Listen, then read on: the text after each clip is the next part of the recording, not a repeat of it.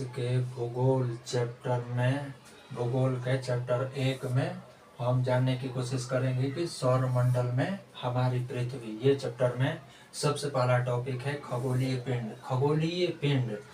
खगोलीय पिंड किसे कहते हैं? तो सूर्य, चंद्रमा,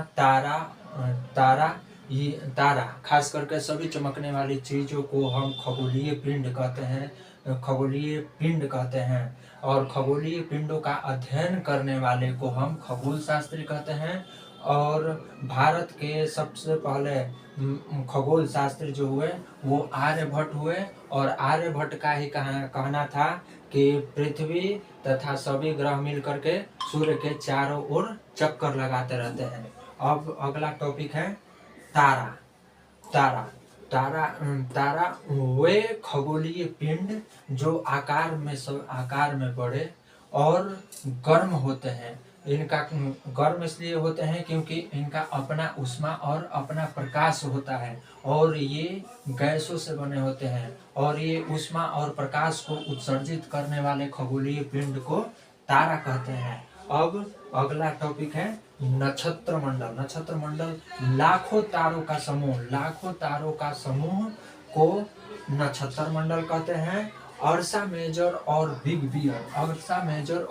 बियर दो प्रकार के, अर्सा मेजर या बिग बियर एक प्रकार के नक्षत्र मंडल है। और जो सप्तऋषि है, जो 7 तारों का समूह जो आकाश में दिखाई पड़ता है, वो भी अर्सा मेजर या बिग बियर का ही एक हिस्सा है। सप्तऋषि भी एक नक्षत्र मंडल है। और अगला है ध्रुव तारा किसे कहते हैं?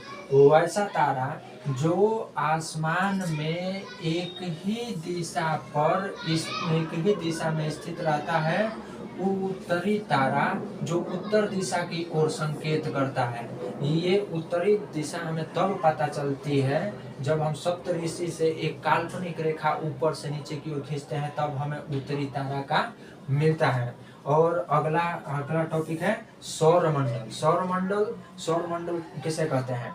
तो सूर्य, ग्रह और खगोलीय पिंड और उल्का पिंड ये सभी मिल करके सौर मंडल का निर्माण करते हैं। इन सभी को आपस में सौर परिवार कहा जाता है, और इस सौर परिवार का मुखिया होता है सूर्य। और अब अगला टॉपिक बताया गया है सूर्य के बारे में। सूर्य सौर मंडल का केंद्र होता है। यह गैसों से बना होता है। इस चैप्टर में नहीं बताया गया है कि यह हीलियम तथा हाइड्रोजन जैसे गैसों से मिलकर बना है, लेकिन सिर्फ इतना ही बताया गया है कि गैसों से बना है। सूर्य जबकि एक तारा है, तो इसके पास अपना प्रकाश और ऊष्मा है, अपना प्रकाश और ऊष्मा उत्सर्जित करता है। और यह सूर्य सौर मंडल का ऊर्जा और प्रकाश और ऊष्मा का एकमात्र स्रोत है, और यह पृथ्वी से 15 करोड़ किलोमीटर दूर पर स्थित है। अगला टॉपिक है कक्षा। जब सभी ग्रह मिल करके एक निश्चित पथ पर दीर्घ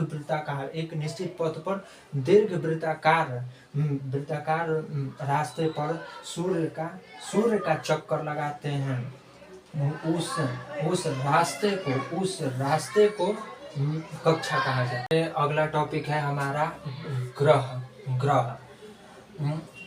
ऐसे उल्का पिंड या फिर सौर मंडल के ऐसे सदस्य जिनके पास अपना ऊष्मा व प्रकाश नहीं होता है और सूर्य के चारों ओर चक्कर लगाते हैं, इसको हम ग्रह कहते हैं। इनकी संख्या 8 है। और ग्रह को अंग्रेजी में कहते हैं प्लेनेट, जो कि अंग्रेजी शब्द से बना है। और ये प्लेनेट ग्रीक भाषा के एक शब्द प्लेनेटाई से बना है, जिसका अर्थ होता है घूमने वाला।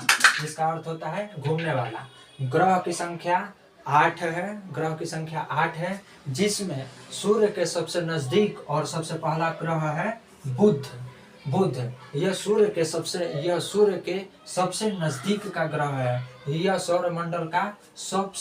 सौर परिवार का सौर मंडल का सबसे छोटा ग्रह है।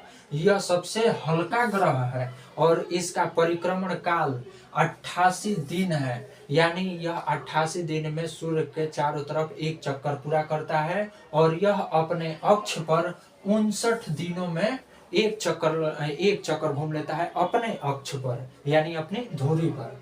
और दूसरा सौर परिवार का दूसरा ग्रह है, दूसरा सदस्य है शुक्र।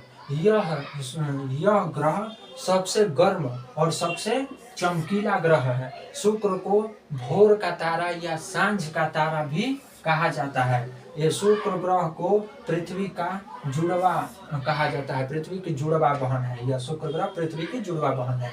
यह सूर्य का चक्कर 255 दिन में पूरा करता है, यानी 255 दिन इसका परिक्रमण काल है। और यह अपने अक्ष पर इसका घूर्णन 243 दिन है। 243 दिन है इसका घूर्णन अपने अक्ष पर। इससे आप समझ सकते हैं कि यह कितना स्लो ग्रह है।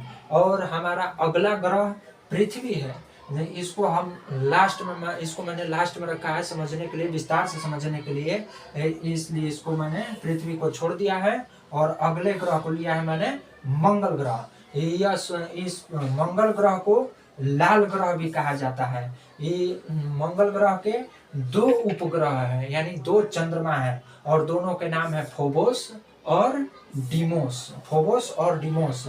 मंगल ग्रह का परिक्रमण काल 687 दिन है, यानी 687 दिन में मंगल पूरे सूर्य का एक चक्कर पूरा करता है। और अपने अक्ष पर मंगल ग्रह का घूर्णन 1 दिन है, यानी पृथ्वी के समान। ये सभी चारों ग्रह बुध, शुक्र, पृथ्वी और मंगल, ये सभी आंतरिक कक्षा के आंतरिक ग्रह कहलाते हैं। और इसके बाद मंगल के बाद बृहस्पति, शनि, अरुण, वरुण, ये सभी बाह्य कक्षा के बाह्य ग्रह कहलाते हैं। अगला हमारा जो ग्रह है वो है बृहस्पति। ये सौर मंडल का सबसे बड़ा ग्रह है। और इसके उपग्रह लगभग 53 उपग्रह, यानी इसके 53 चंद्रमा है। और सबसे बड़ा जो इसका उपग्रह है यानी चंद्रमा, उसका नाम है गैनीमेड। और बृहस्पति सूर्य का चक्कर यानी परिक्रमण 12 साल में पूरा करता है। और इसका अपने अक्ष पर घूर्णन 9 घंटा 56 मिनट है, यानी 9 घंटा 56 मिनट में ये अपने अक्ष पर एक चक्कर पूरा करता है। हमारा अगला ग्रह है शनि। यह सौर मंडल का दूसरा सबसे बड़ा ग्रह है। और इसका उपग्रह है जिसका नाम है टाइटन। और यह इसका परिक्रमण काल होता है 29 साल। इसका परिक्रमण काल 29 साल, यानी 29 साल में सूर्य का एक चक्कर पूरा करता है। और इसका अपने अक्ष पर घूर्णन काल 10 घंटा 40 मिनट है। और हमारा अगला ग्रह है अरुण। यह सौर मंडल का तीसरा सबसे बड़ा ग्रह है। इसकी खोज विलियम हॉर्सेल ने 1781 में इसकी खोज की थी। और इसके उपग्रह की संख्या लगभग 27 है। और इसका सबसे बड़ा उपग्रह जो है वो टाइटेनिया है। और इसका परिक्रमण काल 84 साल है। और घूर्णन 17 घंटा 14 मिनट है। अगला जो ग्रह है वो है वरुण। यह सबसे लास्ट वाला, सबसे अंतिम सूची का ग्रह है, जो सूर्य से सबसे दूर स्थित ग्रह है। इसका उपग्रह का नाम है ट्राइटन। इसके उपग्रह का नाम है, सबसे बड़े उपग्रह का नाम है ट्राइटन। उपग्रहों की संख्या है 13। और इसका परिक्रमण काल है 164 साल। और इसका घूर्णन है 16 घंटा 7 मिनट। यह अपने अक्ष पर 16 घंटा 7 मिनट में घूमता है, लेकिन सूर्य का एक चक्कर पूरा करने में 164 साल लगता है। और हमारा जैसे पृथ्वी जिस पर हम रहते हैं, इसको मैंने छोड़ दिया था कि बाद में इसको अस्थिर से बताऊंगा। तो पृथ्वी सौर मंडल का 5वां सबसे बड़ा ग्रह है। और पृथ्वी अपने अक्ष पर 23.30 डिग्री झुकी हुई है। पृथ्वी पर जीवन है, हम सभी जानते हैं, हम सब पृथ्वी पर रहते हैं, तो पृथ्वी पर जीवन है।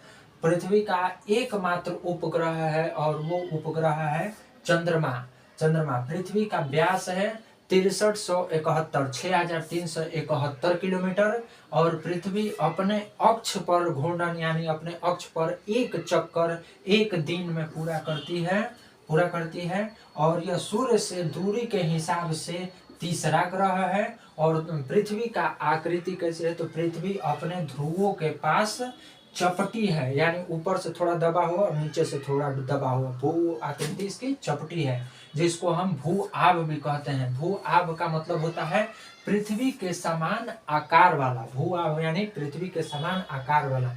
पृथ्वी न तो ज्यादा गर्म है और ना ज्यादा ठंडा है, यानी सबसे दूर जो वरुण है, सबसे दूर होने के चलते सबसे ठंडा ग्रह वरुण है, और बुध सूर्य के सबसे नजदीक है, इसलिए वो सबसे ज्यादा गर्म है। और पृथ्वी बीचों बीच में है, इसलिए ना ज्यादा गर्म है ना ज्यादा ठंडा है, इसलिए पृथ्वी पर जीवन संभव है। और पृथ्वी को हम नीला ग्रह कहते हैं, क्योंकि पृथ्वी पर 3 हिस्से पर जल है, इसलिए अंतरिक्ष से पृथ्वी को देखने पर वो हमें नीला, जल के प्रकाश के परिवर्तन के कारण पृथ्वी नीली ग्रह दिखाई देती है।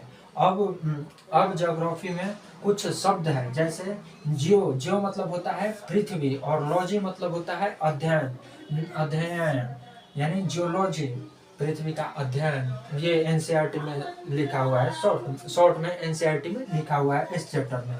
जियो प्लस मेट्री यानी पृथ्वी का मापन, जियो प्लस आइड यानी पृथ्वी के आकार के अनुरूप, पृथ्वी के आकार के अनुरूप, और जियो प्लस ग्राफिया यानी पृथ्वी के बारे में लिख कर अध्ययन करना, यानी जियोग्राफिया। ग्राफिया का अर्थ होता है लिखना। अगला टॉपिक है उपग्रह। उपग्रह वैसे खगोलीय पिंडों